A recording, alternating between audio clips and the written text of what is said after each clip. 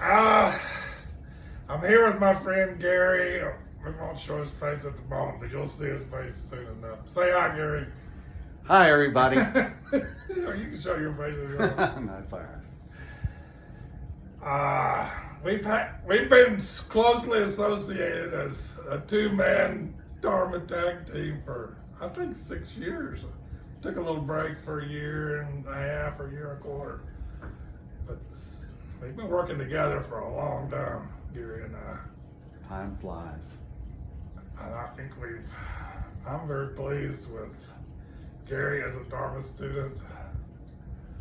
This is kind of taken into a different level, which is his forte is not, maybe you'll agree with me, maybe more. Your forte is not the body-mind side of things necessarily. You're more mind. But a good student and very smart. And Gary's been sitting Dzogchen or non-dual meditation for a long time before he ever came to Dzogchen. And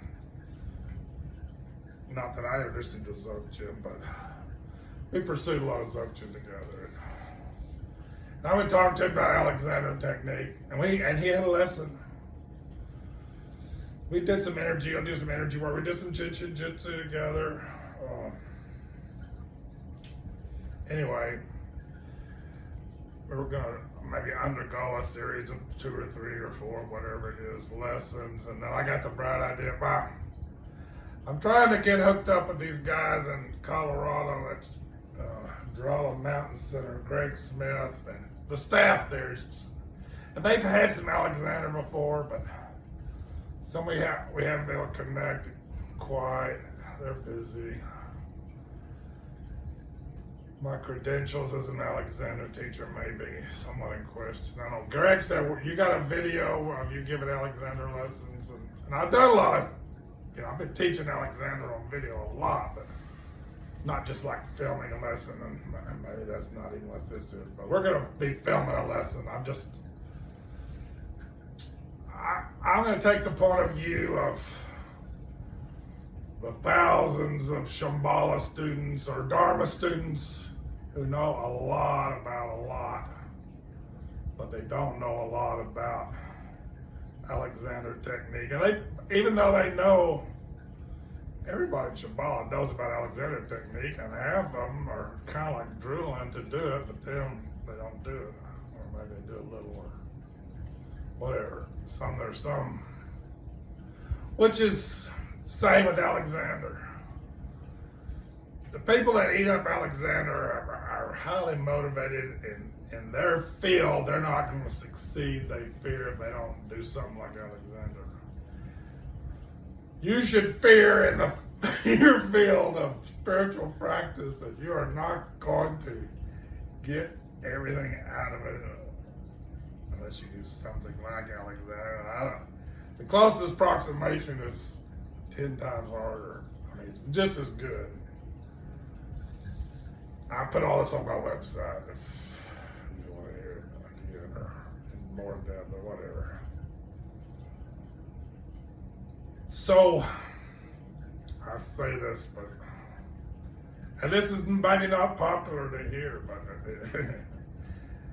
one of the dirty secrets of spirituality in the West that the Tibetans sit and ask themselves and have no answer for is they go, why do the Western students not progress? I'm going to say normally, according to them. Probably Tibetans are superior in general. Maybe if they tried to teach the Japanese are superior to us. Japanese just eat Alexander up and they're just great at whatever they do. But Tibetans are very good at teaching them meditation, and things happen. They progress. What does progress mean to the Tibetans? It means if you go do a Vajrakalaya retreat and you come back to the retreat and you sit in front of your teacher and he says what happened is you have shit to report. Mm-hmm. Pardon my French. Mm-hmm. You had a vision, you had a dream, you had an experience of meditation. The Westerners come back and nothing happened much. And the Tibetans, what? And this is going to be your fate as a Westerner. You're going to put all this in the Dharma, and you're going to be sitting there, and you're going to say nothing happened. Why? I can explain to these Tibetans why. F.M. Alexander explained to them why.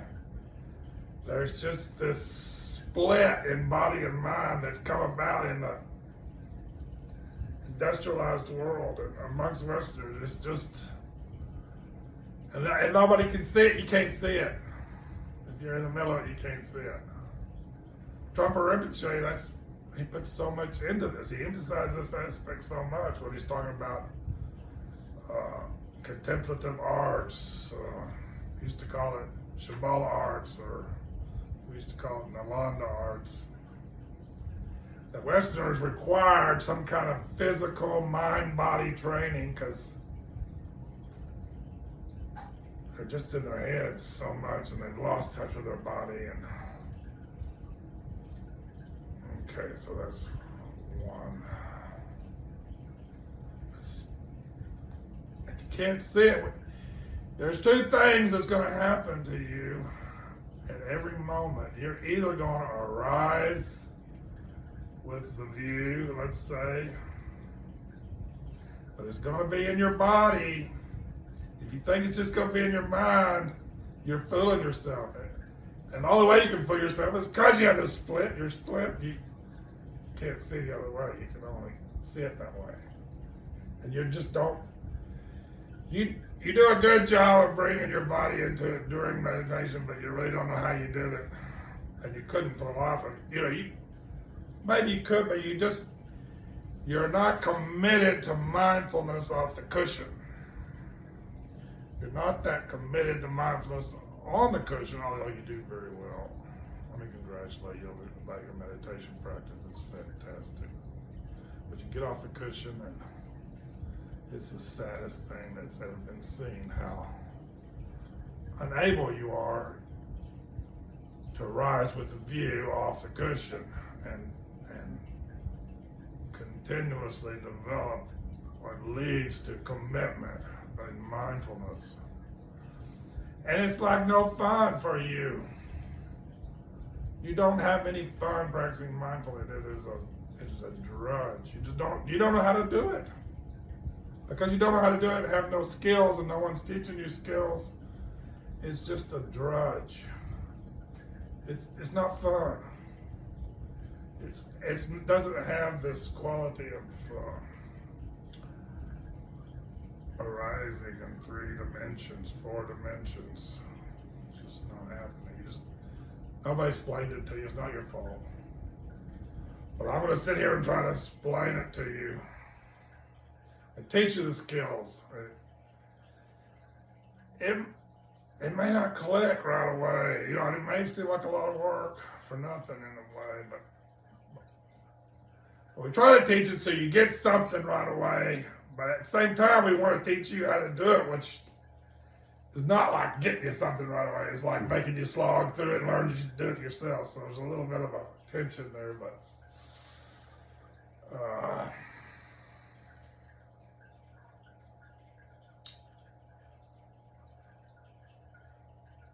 everything's about mindfulness, and everything's about making mindfulness skillful.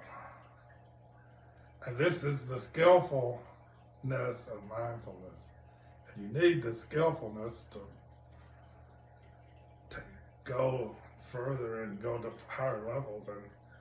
And it's about awareness. Alexander is all about taking you to awareness. So it's not just mindfulness here. It's mindfulness taking you straight away to awareness.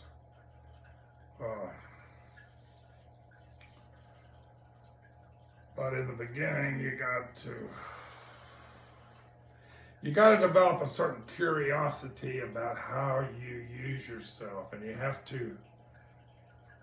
We don't think what we do every moment is that critical, but it is. But we just don't get it. We think we're just rocking along like Elmer Fudd, and things are. I don't know.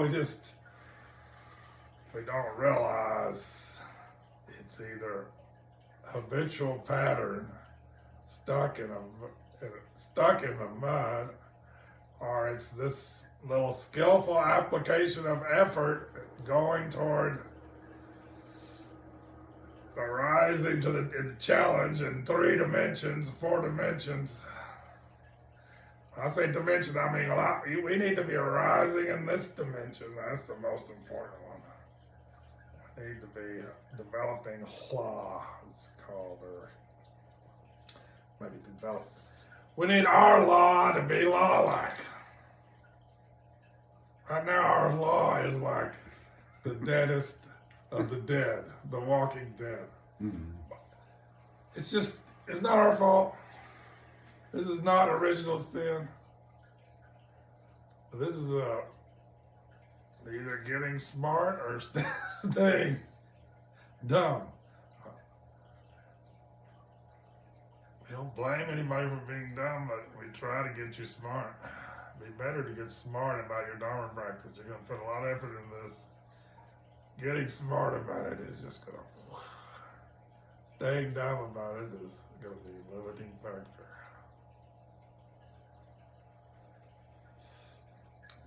But Alexander's so cool because there's just all this energy released which makes you want. You want that freedom. You want that energy. So there's lots of benefits. There's lots of... But it's subtle and you gotta...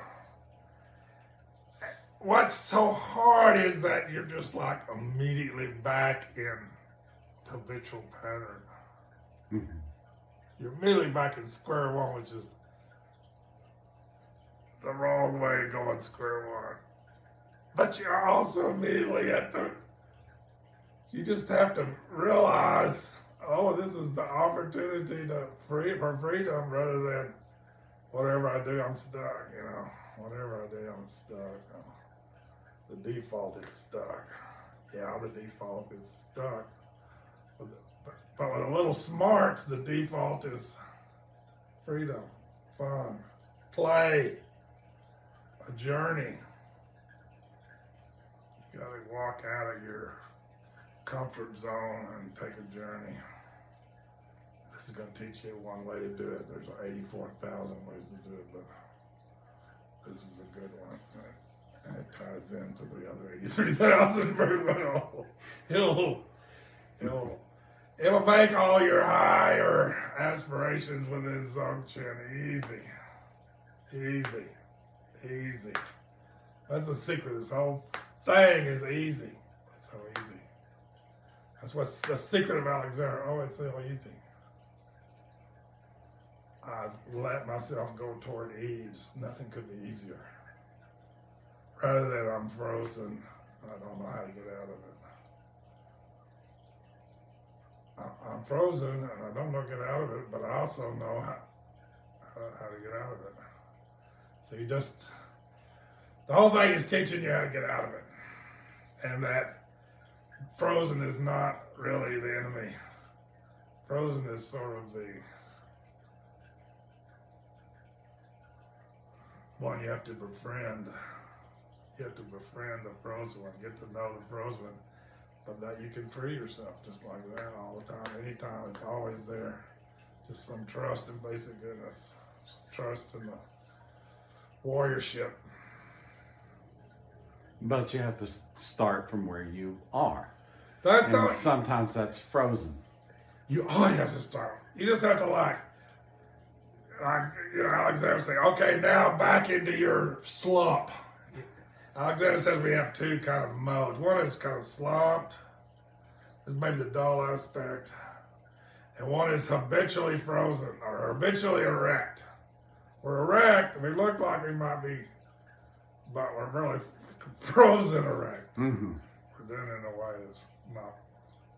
So he's just saying, okay, get in your slump state. Now get out of it.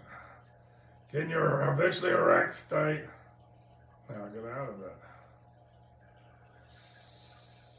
That's what we're doing. Oh, I didn't keep time. I don't know what we